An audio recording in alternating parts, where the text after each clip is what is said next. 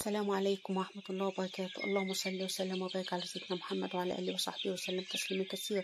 عملت الميني مولتو في البيت بطريقة سهلة وبسيطة وبحشوة النوتيلا.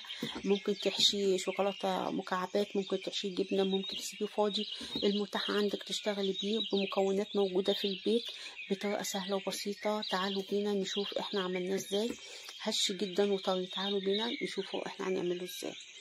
اول حاجه هنا عندي ورقه زبده هتحط فيها، حطيت بقى النوتيلا في كيس وعملت زي قطع كده على الورقه عشان احطها في التلاجة، لان جربت طريقه ان انا احطها النوتيلا سايحه بالطريقه دي كده، فهنشوف حصل معانا ايه.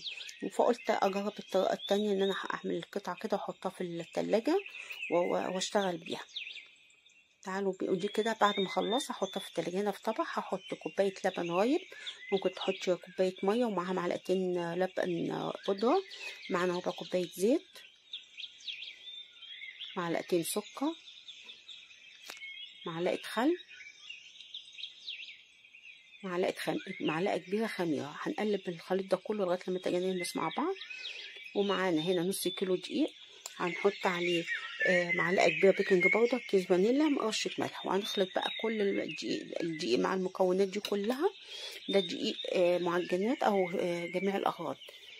هنحط الدقيق بشويه بشويه كده على الخليط بتاع الخميره واللبن، عشان ممكن تكون اللبن كتير ما تبقاش العجينه سايله او الدقيق شرب الميه اللبن، هنحتاج يبقى نحط لبن تاني.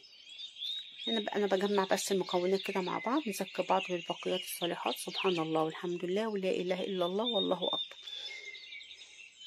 حطينا بقيه الدقيق. طبعا كلنا عندنا دقيق في البيت وكلنا عندنا الخميره، فدي بطريقه سهله. ممكن تعمليه فاضي، ممكن حشوه خالص، عندك جبنه احشيها، حطي له جبنه، المتاح عندك اعملي. مش توقفيش نفسك على حاجه. انا العجينه مفروله زي ما احنا شايفين، احتاجت ربع كوبايه لبن تاني، عجنتها تاني. استغفر الله العظيم الذي لا اله الا هو الحي القيوم واتوب اليك.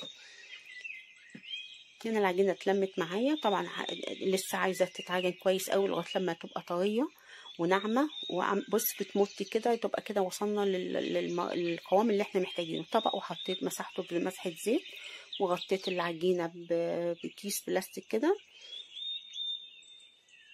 استغفر الله العظيم الذي لا اله الا هو الحي القيوم واتوب اليه. هنا بعد ما العجينه خمت، طبعا انا باختصرت في الفيديو كتير قوي لانه طويل قوي هيبقى ممل. طبعا كلنا عارفين طريقه العجينه وعجنها وتخميرها والكلام ده كله، فانا اختصرت الموضوع ده كله. قطعت العجينه على 4 كور.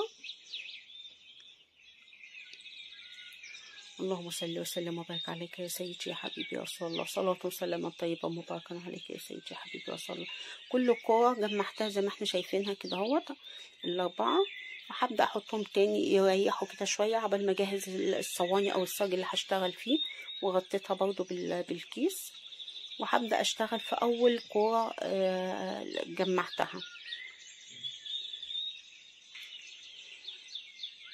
سبحان الله بحمده، سبحان الله العظيم. هنفرد بقى العجينة طرية جدا، وزي ما احنا شايفين بتتفرد معانا بكل سهولة وخمرانة واخدة وقتها في التخمير.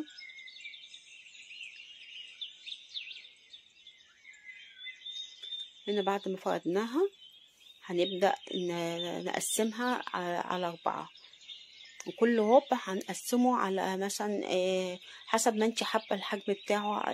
الربع تعمليه 4 على 4، تقسمي ربع على 4 على 5 على 6، على حسب ما ياخد معاكي، او حسب الحجم اللي انت عايزاه في المولتو. هنا بعد ما قطعته زي ما احنا شايفين بالطريقه دي، هنجيب بقى الشوكولاته اللي انا طلعتها كنت حاطاها في التلاجة.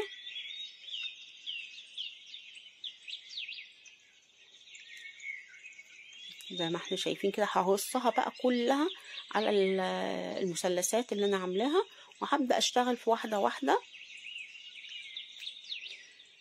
هقفل على الشوكولاتة والف العجينة. لازم اقفل على الشوكولاتة كده والف العجينة بتمط معايا، لازم تشديها كده وتمط عشان تعمل معاكي لفات، كذا لفة مع بعض او لفات كتير. زي ما احنا شايفين كده. اقفل عليها وابهم بقى كده او الف.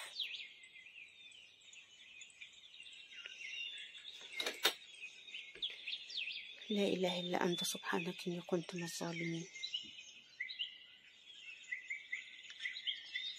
دي الطريقة اللي أنا عملت بيها أول طريقة. الطريقة التانية بقى، والشوكولاتة عملتها سايحة من غير ما أدخلها التلاجة. العجينة كانت جميلة جدا وطرية جدا. هنا الشوكولاتة في الكيس، وحطيت كده على زي ما احنا شايفين. بص بقى بتعاكس في ان هي لما بتنزل من الكيس، شايفينها بتعمل ازاي. يعني فعلا النوتيلا كانت جميلة جدا وفيها مطة كده، وكان طعمها جميل جدا.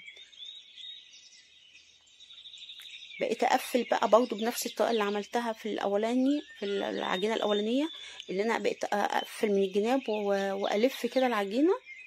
اول ما دخلت الفرن الشوكولاته مع السخونيه ساحت على طول وطلعت بره العجينه، عكس الشوكولاته اللي انا كنت حاطاها متجمده. طبعا خلصت الكميه بتاعتي ودخلتها الفرن، ما دهنتهاش بيض ولا زبده ولا حاجه. عندي البخاخه بتاعت الميه، رحت بخه كده على المولتو ودخلته الفرن. بعد ما طلع من الفرن غطيته. ده بعد ما طلع من الفرن غطيته عشان يبقى طري. ورب يكون طريقتي عجبتكم. اشوفكم ان شاء الله في فيديو جديد، والسلام عليكم ورحمه الله وبركاته.